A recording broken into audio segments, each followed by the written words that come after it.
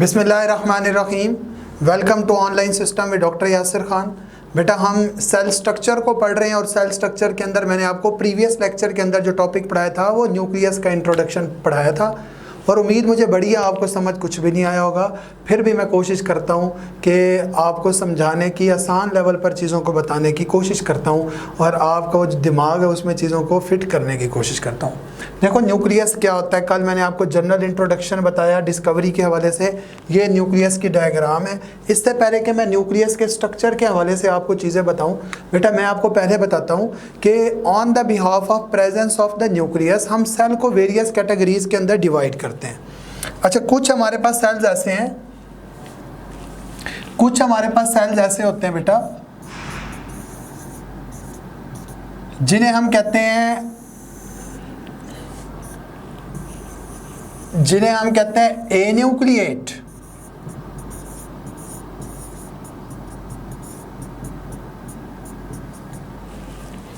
कुछ सेल्स ऐसे हैं बेटा जो यूनिन्यूक्लिएट है,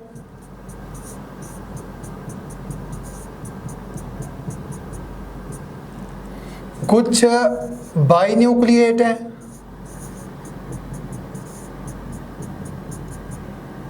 और कुछ मल्टीन्यूक्लिएट है।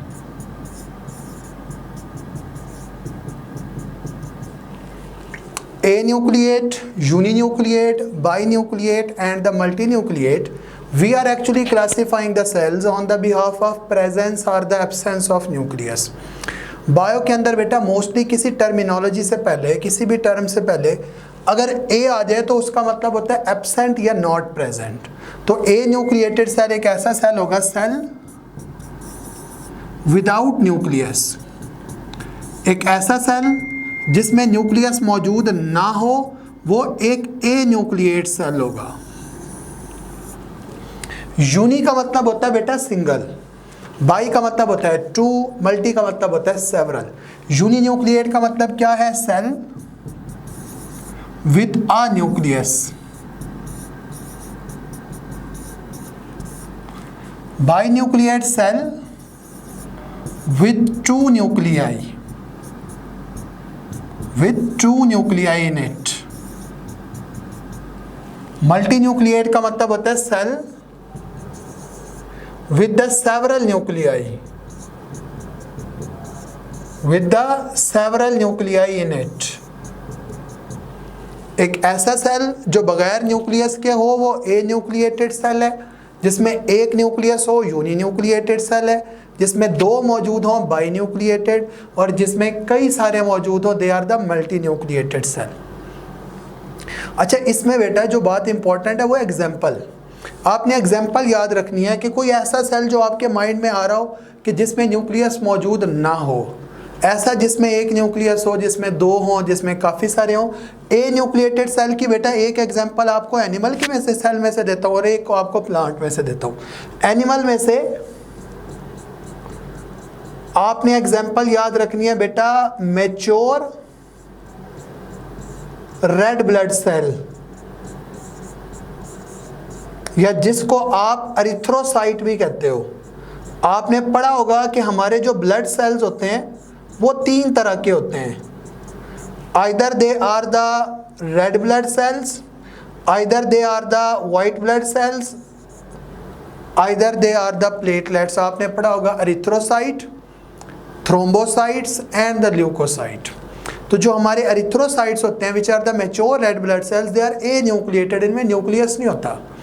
आपने ये बात भी पढ़ी मैट्रिक के अंदर कि अगर आरबीसीज के अंदर न्यूक्लियस नहीं है तो फिर ये आगे डिवाइड कैसे करते हैं? बेटा इनकी नए सिरे से सिंथेसाइजेशन होती है हमारी बोन मैरो के अंदर, और ये 120 दिन का ड्यूरेशन मुकम्मल करने के बाद ना ये डिसइंटीग्रेट हो जाते हैं, ख़त्म हो जाते हैं। 120 दिन का ड्यूरेशन गुजारने के बाद ये डिसइंटीग्रेट हो जाते हैं।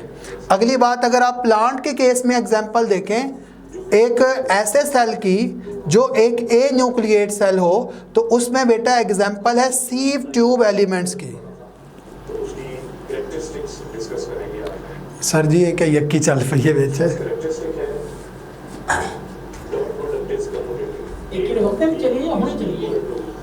ये होने चलिए 21 में ऑटो चल पे और रेंडर थी ना भी आई ना जेडे थी ये तो चलाना शुरू थी गई।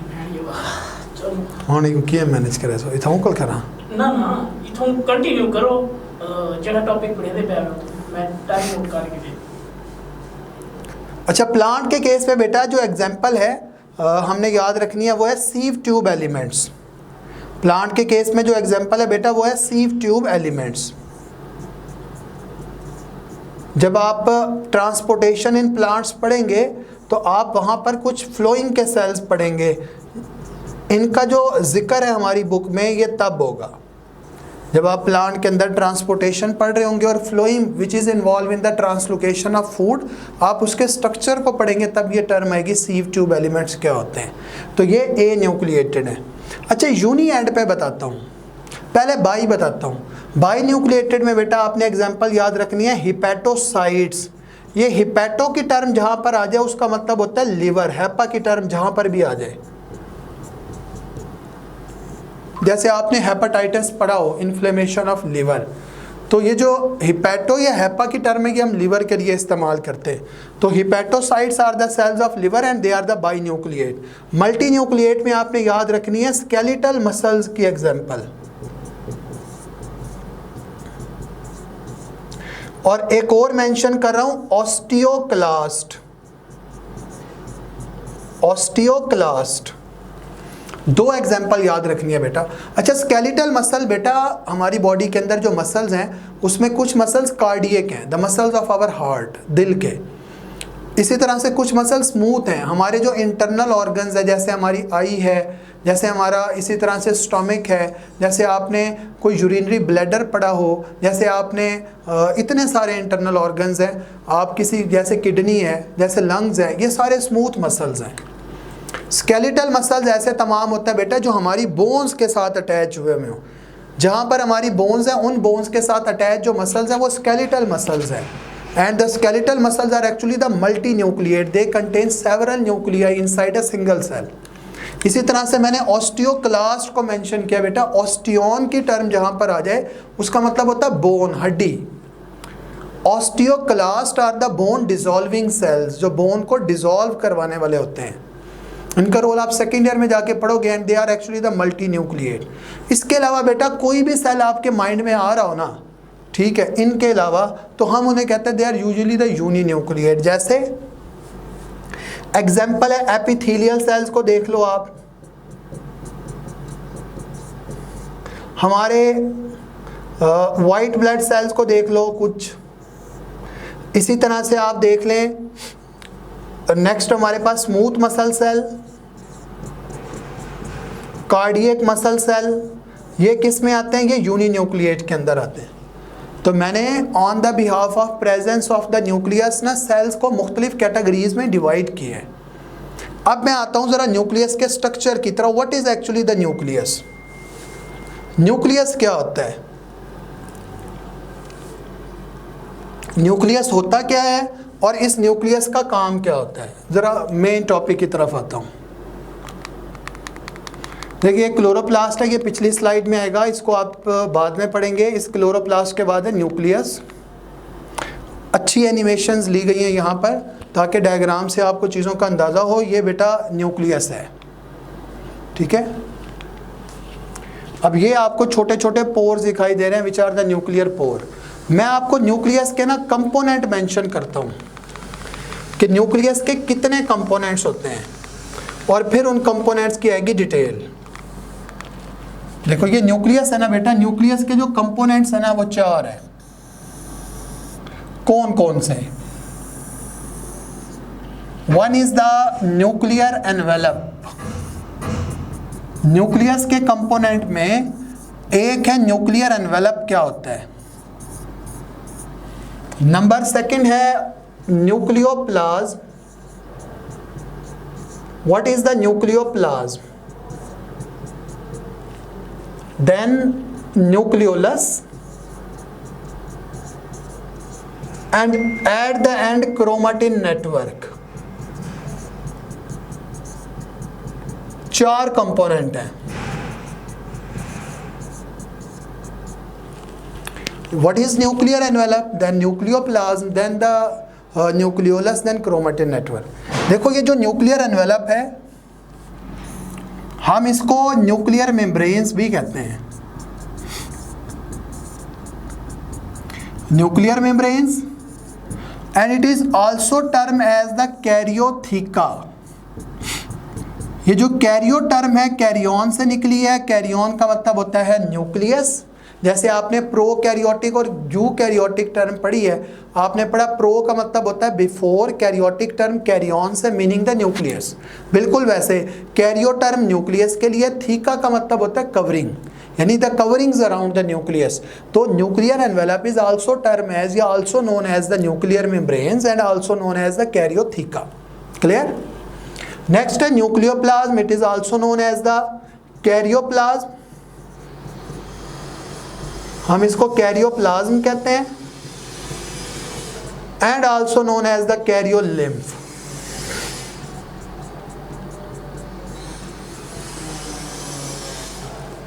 न्यूक्लियोलस है, nucleolus is termed as the ribosomal factory.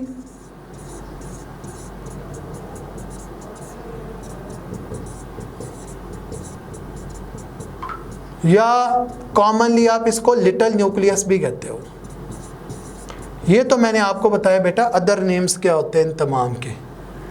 Next अगर आप देखें वन बाय वन इन तमाम कंपोनेंट्स को, सबसे पहले बेटा मैंने आपको बताया न्यूक्लियर एनवेलप है, और जो न्यूक्लियर एनवेलप होता है वो दो मेम्ब्रेन्स का कॉम्बिनेशन होता है। कौन कौन सी? दो मेम्ब्रेन्स हैं, एक आउटर न्यूक्लियर मेम्ब्रेन है और एक इनर न्यूक्लियर मेम्ब्रेन है। देखो आउटर न्यूक्लियर मेम्ब्रेन और इनर न्यूक्लियर मेम्ब्रेन, और दोनों मेम्ब्रेन जहां कुछ रेगुलर इंटरवल पर आपस में कंटिन्यूअस हैं, और जहां पे कंटिन्यूअस हैं they result in the formation of few pores.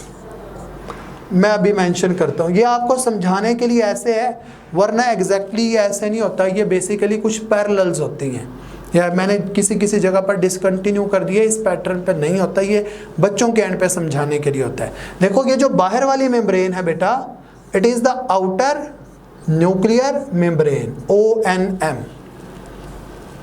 और ये अंदर वाली मेम्ब्रेन है, और ये जो अंदर वाली मेम्ब्रेन है it is the inner nuclear membrane.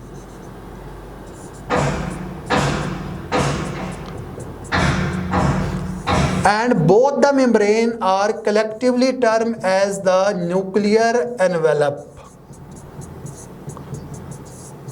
One is the outer nuclear membrane, other one is the inner nuclear membrane, and both the membranes are collectively termed as the nuclear envelope.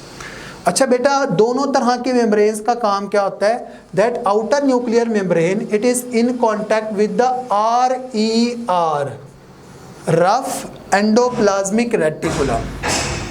यानी जब आप nucleus के बाद ribosome पढ़ेंगे, ribosome के बाद एक organelle आएगी, दैट इज एंडोप्लाज्मिक रेटिकुलम। और एंडोप्लाज्मिक रेटिकुलम की दो तरह की मॉर्फोलॉजिकल फॉर्म्स होती हैं, one is the RER and other one is the SCR। तो जो RER है, रफ एंडोप्लाज्मिक रेटिकुलम है, it is in contact with the outer nuclear membrane.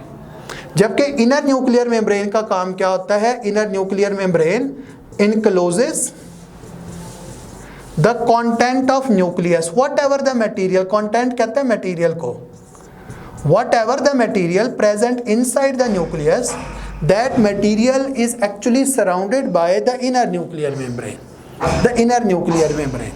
Clear? तो इनर का रोल आपको पता चला, आउटर का पता चला, मैं दोनों का कलेक्टिवली बताता हूं, यानी दोनों को कलेक्टिवली आप क्या कहते हो? It is the nuclear envelope. और दोनों का कलेक्टिव रोल क्या होगा? ये जो न्यूक्लियर एनवेलप होता है ये सेपरेशन के अंदर इन्वॉल्व होता है, it separates the nuclear material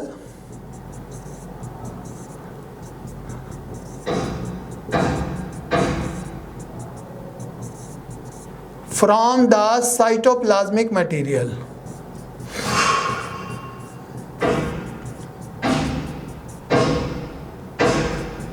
from the cytoplasmic material. Nuclear envelope देखो, आपको पता है कि सेल के अंदर, सेल मेम्ब्रेन के इनसाइड जो कुछ भी है इट इज द साइटोप्लाज्म, और न्यूक्लियस ऐसी ऑर्गेनेली है जो साइटोप्लाज्म के अंदर है। अब न्यूक्लियस का अपना मटेरियल है, देखो ये सारा अंदर न्यूक्लियस का मटेरियल है, बाहर इसके साइटोप्लाज्म है। अब साइटोप्लाज्म के मटेरियल को न्यूक्लियस के मटेरियल से अलग करने के लिए दरमियान में क्या है, ये डबल मेम्ब्रेनस कवरिंग है, that is the nuclear envelope. इसलिए मैंने न्यूक्लियर एनवेलप का एज अ होल जो रोल बताया वो यही बताया कि it is involve in the separation of nuclear material from the cytoplasmic material. Clear? अच्छा, ये जो दो मेम्ब्रेन्स होती है ना बेटा, outer nuclear membrane and inner nuclear membrane, इसके दरमियान ये स्पेस है और हम इस स्पेस को क्या कहते हैं, that is the perinuclear space. Perinuclear space. अच्छा, ये जो दोनों तरह की मेम्ब्रेन्स होती हैं, आउटर न्यूक्लियर मेम्ब्रेन और इनर न्यूक्लियर मेम्ब्रेन, जहाँ जहाँ पर ये आपस में देखें इन कांटेक्ट आई हैं या कंटिन्यूअस हैं, वहाँ पर आपको छोटे छोटे पोर्स भी दिखाई देंगे and these pores are actually the nuclear pores. ये क्या है, ये न्यूक्लियर पोर्स हैं। तो आउटर और इनर न्यूक्लियर मेम्ब्रेन को जहां पर मैंने इन कांटेक्ट बनाया है वहां पर छोटे छोटे सुराख हैं जिन्हें हम क्या कहते हैं, they are actually the nuclear pores. अच्छा, न्यूक्लियर पोर्स बेटा वो होते हैं, न्यूक्लियर पोर वो तमाम हैं जहां पर ना कुछ सर्टन ऐसे प्रोटीन्स हैं। न्यूक्लियर पोर्स वो तमाम है जहां पर इस तरह की कुछ सर्टन प्रोटीन्स होती हैं और इन प्रोटीन्स का क्या काम होता है, they are involve in the transportation of material. तो न्यूक्लियर पोर बेटा उस जगह पे बनेगा जहां पर outer inner nuclear membrane in contact है। न्यूक्लियर पोर जिस जगह पर बनता है उस जगह से क्या होता है, उस जगह से बेटा एक तो कुछ यहाँ पे सर्टन प्रोटीन्स होती हैं जिनका काम होता है ट्रांसपोर्टेशन ऑफ मटेरियल। अब ये जो ट्रांसपोर्टेशन ऑफ मटेरियल है ये कहाँ से कहाँ होगा, ये दो तरफ होता है बेटा। ये जो ट्रांसपोर्टेशन ऑफ मटेरियल है either from the nucleus to cytoplasm, either from the cytoplasm to nucleus, two way traffic of material. The nuclear pore is involved in the transportation of material from the nucleus into the cytoplasm, from the cytoplasm into the nucleus. Clear? यानी सुराख है। यानी अगर आप खुद observe कर लेना, अगर मैं पानी पी रहा हूँ, आप पी रहे हो, चलो मैं क्यों पीऊँ, आप पी रहे हो और आपके मुंह में सुराख है तो पानी वहाँ से लीक आउट होना शुरू हो जाएगा। ठीक है? इट मीन्स कि ये जो पोर्स हैं यहाँ से मटीरियल ने लीक आउट होना है। कहाँ से कहाँ होना है, इधर से इधर भी हो सकता है, इधर से इधर भी हो सकता है। क्लियर? अब मैं आपको बताता हूं बेटा, न्यूक्लियस टू साइटोप्लाज्म क्या आएगा, फिर बताता हूं साइटोप्लाज्म से न्यूक्लियस में क्या जाएगा। पहले देखो न्यूक्लियस टू साइटोप्लाज्म के अंदर, न्यूक्लियस टू साइटोप्लाज्म के अंदर आने वाले मटेरियल में बेटा एक तो आरएनए की तीनों तरह की टाइप्स होंगी। कौन कौन सा RNA, messenger RNA, ribosomal RNA and the transfer RNA. The all three types of the RNA, messenger, ribosomal and the transfer RNA. पहली बात तो ये हो गई। दूसरी बात कि एक तो आरएनए की तीनों तरह की टाइप्स, दूसरी बात राइबोसोमल सब यूनिट्स।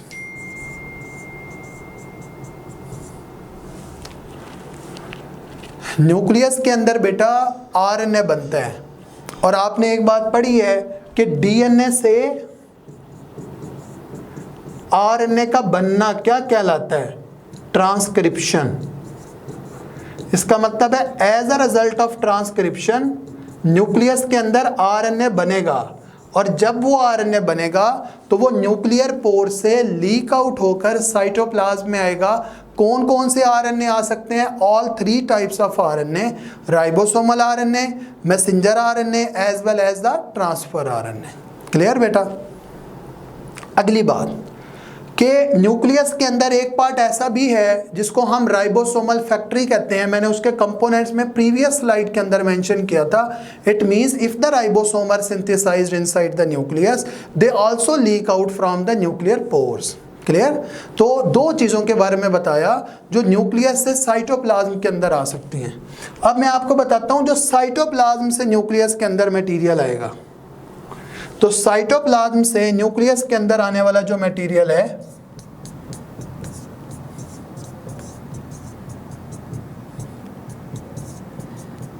Cytoplasm to nucleus. अच्छा, साइटोप्लाज्म से न्यूक्लियस के अंदर जो जाने वाला मटेरियल है, क्योंकि मैंने आपको प्रीवियस स्लाइड में न्यूक्लियस टू साइटोप्लाज्म बता दिया था, अब मैं आपको साइटोप्लाज्म टू न्यूक्लियस बताता हूं। तो साइटोप्लाज्म से न्यूक्लियस के अंदर बेटा प्रोटीन्स जाती हैं, या मैं ब्रैकेट में मेंशन कर रहा हूं enzyme, which are the protein in nature. अब एक बात याद रख लो, न्यूक्लियस के अंदर प्रोटीन की सिंथेसाइजेशन का प्रोसेस नहीं होता। इसका मतलब है वो तमाम प्रोटीन्स जिन्होंने न्यूक्लियस के अंदर काम करना है, या उन तमाम एंजाइम्स ने जिन्होंने न्यूक्लियस के अंदर रिएक्शन को कैटालाइज करवाना है बेटा, वो सारे के सारे साइटोप्लाज्म में बनने के बाद न्यूक्लियस में जाते हैं। साइटोप्लाज्म में बनने के बाद न्यूक्लियस के अंदर जाते हैं। इसलिए मैंने कहा कि एंजाइम जाएंगे मेजरली जिन्होंने न्यूक्लियस के अंदर जाके काम करना है। तो न्यूक्लियर पोर का आपको पता चल गया। अच्छा, ये जो न्यूक्लियर पोर्स होते हैं ना बेटा, एक तो आपको इनका रोल पता चला कि यहां से to way traffic of material control हो रही है। दूसरा बेटा नंबर ऑफ न्यूक्लियर पोर्स बताता हूं। दो तरह के सेल हैं, एक तरह के सेल को हम कहते हैं अनडिफरेंशिएटेड,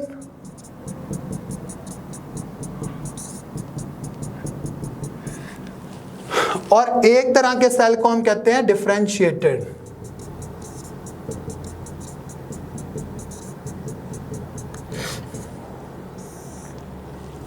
अनडिफरेंशिएटेड सेल और डिफरेंशिएटेड सेल।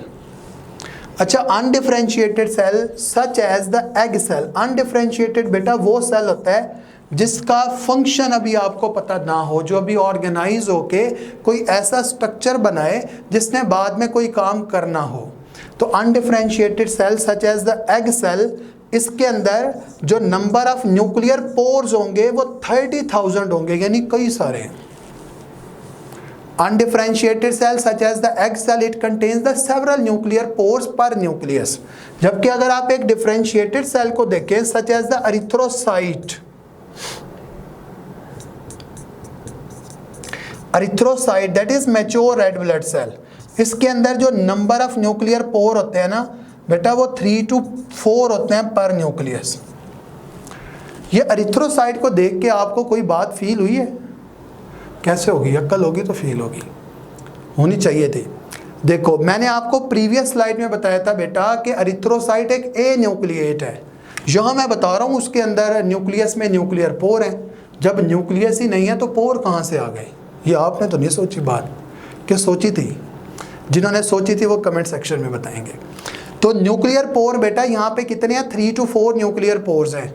अच्छा, ये हम उन तमाम एरिथ्रोसाइट की बात कर रहे हैं। अगर कोई आपसे पूछ ले, ठीक है, कोई आपसे बायो का टीचर पूछ लेता तो आप उन्हें बताओ कि हम सर ये ह्यूमन के एरिथ्रोसाइट की बात नहीं कर रहे, अदर देन ह्यूमन कई सारे मैमल्स हैं, क्योंकि मैमल्स की 3 कैटेगरीज है। आप क्लास मैमेलिया किंगडम एनिमेलिया में पढ़ोगे, प्रोटोथीरिया हैं, मेटाथीरिया हैं, यूथीरिया हैं। तो ह्यूमन के अलावा जो मैमल्स होते हैं उनमें कुछ में एरिथ्रोसाइट में न्यूक्लियस होता है, जिनमें होता है हम उनके न्यूक्लियर पोर्स की बात कर रहे हैं। यानी पहले जो हमने बताया कि erythrocyte is the A nucleate, वो हमने ह्यूमन का बताया। अब जो हम बता रहे हैं erythrocyte has the nucleus and that nucleus contain 3 to 4 nuclear pores. तो ये हम डिस्कस कर रहे हैं ह्यूमन के अलावा जो मैमल्स हैं उनकी हम बात कर रहे हैं। समझ आई बेटा? तो ये मैंने आपको बताया न्यूक्लियर पोर। मैंने आपको पहला कंपोनेंट एक्सप्लेन किया, what is the nuclear envelope. तो nucleus is the kind of organelle which is a double membranous organelle. Nucleus is a kind of organelle that is present in the center of cell in case of the animals, while it is shifted towards the periphery in case of the plant. And nucleus is discovered by the Robert Brown. And Robert Brown disapproved the concept of Robert Hooke, who said that the cell is comprised of an empty space. And on the behalf, nucleus is visible inside the cell during the non-dividing phase. Because during the dividing phase, nucleus get disappeared. And on the behalf of presence of the nucleus, we classify the cell into the various categories. The few cells are the anucleated cell, few are the uninucleated, few are the binucleated, and few are the multinucleated cells. Clear? And I also define here what are the anucleate, what are the uninucleate, what are the multinucleate and the binucleate. And I also mention here the example of these cells. Anucleated cells are all those cells which have no nucleus inside a cell. For example, the mature red blood cells are the sieve tube elements, while uninucleate, smooth muscle cell, epithelial cell, cardiac cell, white blood cells, etc. Binucleate, hepatocyte, multinucleate, skeletal muscle cell, as well as the osteoclast. Then we draw the structure of the nucleus, and we also mention the various component of the nucleus. Nucleus has 4 components. One is the nuclear envelope, other one is nucleoplasm, third one is nucleolus, and the fourth one is chromatin network. Clear beta? Then we discuss only the single component of the nucleus, that is nuclear envelope. Nuclear envelope is also known as the karyotheca. It is also known as the nuclear membranes, and it is the combination of the outer and the inner nuclear membrane. Outer nuclear membrane is in contact with the rough endoplasmic reticulum, while the inner nuclear membrane encloses the content of the nucleus. And both are collectively termed as nuclear envelope, and nuclear envelope is involved in the separation of cytoplasmic material from the nuclear material. Clear? Wherever both the membranes are in contact with each other, it results in the nuclear pores. And the nuclear pore are involved, they contains actually the proteins, the kind of proteins which is involved in the transportation of two-way traffic of material, either from the nucleus to cytoplasm, either from the cytoplasm to the nucleus. The kind of material that is transported from the nucleus to cytoplasm is the all 3 types of RNA, as well as the ribosomal subunits, while the material that is transported from the cytoplasm to nucleus is the enzymes that perform their function inside the nucleus. Nuclear pores vary from nucleus to nucleus and the kind of the cell. For example, an undifferentiated cell such as the egg cell, it has multiple nuclear pore, it has 30,000 nuclear pore per nucleus. While on the other hand, if we mention the mature red blood cells such as the erythrocyte other than the human mammals, they contain 3 to 4 nuclear pore inside it. Clear बेटा? उम्मीद करता हूँ आपको आज के lecture के अंदर चीज़ें समझ आई होंगी। जो बातें आपको समझ नहीं आई वो बेटा आप व्हाट्सएप ग्रुप के अंदर भी पूछ सकते हो, आप हमारे यूट्यूब चैनल के ऊपर कमेंट सेक्शन में भी पूछ सकते हो। इंशाल्लाह आपको उसका इफ़ेक्टिवली आंसर भी मिलेगा और आपको चीज़ें भी समझ आएंगी। आज के लिए इजाज़त दें डॉक्टर यासिर खान को। इंशाल्लाह नेक्स्ट लेक्चर में फिर मिलते हैं। अल्लाह हाफ़िज़।